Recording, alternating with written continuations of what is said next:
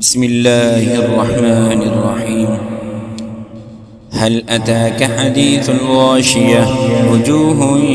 يومئذ خاشعة عاملة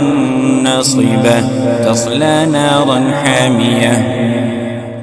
تسقى من عين آنية ليس لهم طعام إلا من ضريع لا يسمن ولا يغني من جوع وجوه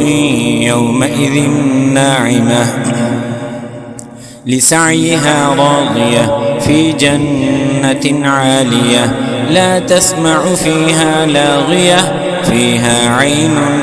جارية فيها سرر مرفوعة وأكواب موضوعة ونمارق مصفوفة وزرابي مبثوثة أفلا ينظرون إلى الإبل كيف خلقت وإلى السماء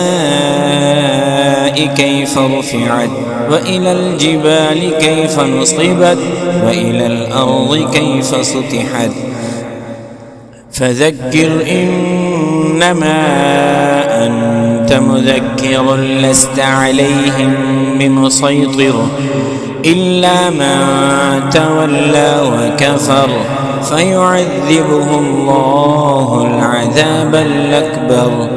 إن إلينا إيابهم ثم إن علينا حسابهم.